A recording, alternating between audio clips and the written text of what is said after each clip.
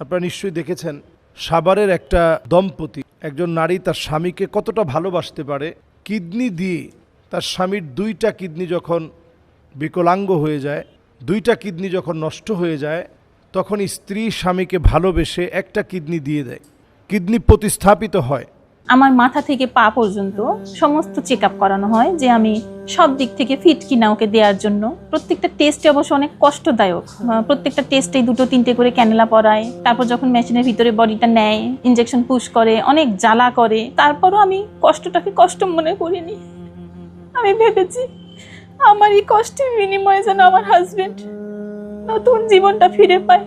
সেই স্ত্রীকে রেখে পরকীয়ার জেদ ধরে পুরো সংসারটাকে নষ্ট করে দেওয়া হয়েছে। এবং যেই স্ত্রী কিডনি দিয়েছেন, স্বামী এখন বেঁচে আছে যার অবদানের কারণে, তাকে মেরে ঘর থেকে বের করে দিয়েছে। তো ওখানে 7 দিন পরে আইসিইউ থেকে আমি যাই, ও যায় তার পরের দিন। ঠিক তার পরের দিনই গিয়েই সন্ধ্যার দিকে সে আমার সাথে হঠাৎ করে একটা খারাপ ব্যবহার করে ওঠে। এমন ব্যবহার করে, সে এত অসুস্থ, তার এদিক দিয়ে পাইপ, হাতে ক্যানেলা, পেটের এইখানে পাইপ, ব্যাগ সেট করা, এত অসুস্থ অবস্থায়ও সে আমার সাথে এমনভাবে তেড়ে ওঠে, চোখগুলো বড় বড় করে অনেক খারাপ ব্যবহার করে ওঠে। আমি বলছি তুমি এমন করছো কেন? বলে তোর ওই খালাটা আমাকে টাকা দেওয়ার সময় এত দেরি করলো কেন, এতবার চাইতে হলো কেন? আমি এই কথাটা এখন ফোন করে তাকে জিজ্ঞেস করব। অনেক কষ্টে তাকে আমি থামাই। আমার হাজবেন্ডের ব্যবহারে অনেক ভয় লেগেছে, ও আমার সাথে একটু খারাপ ব্যবহার করে উঠেছে। তো স্যার বলছে কেন, তোমার কেমন লেগেছে? তো আমি বললাম স্যার আমার না ওকে ভূতের মতো লেগেছে। স্যার বলল তারেক তুমি সামনে আসো।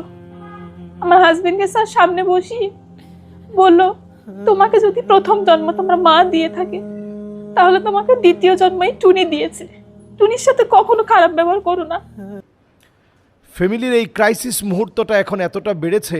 আমরা যদি ঢাকা শহরের দিকে তাকাই, 2023 সনের পরিসংখ্যান বলছে যে ঢাকা শহরে, ঢাকা দক্ষিণে 7,306টি ডিভোর্সের ঘটনা ঘটেছে। ঢাকা দক্ষিণে, ঢাকা উত্তরে ঘটেছে 6,399টি ডিভোর্সের ঘটনা।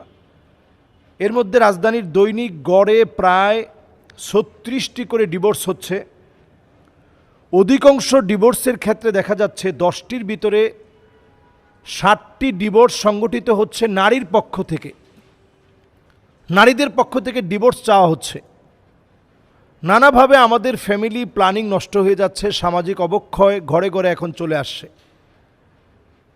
এই সময়ও যখন আমরা দেখি যে কিছু কিছু ফ্যামিলি এমন আছে যারা নিজের স্বামীর জন্য জীবনটা দিতে পারে, একটা কিডনি দিয়ে দিতে